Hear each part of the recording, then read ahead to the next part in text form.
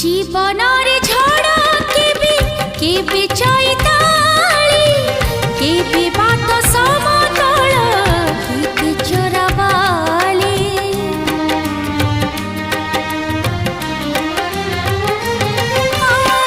जीवनरे झड़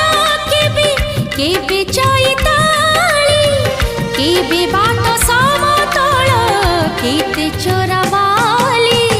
से बटरे हसी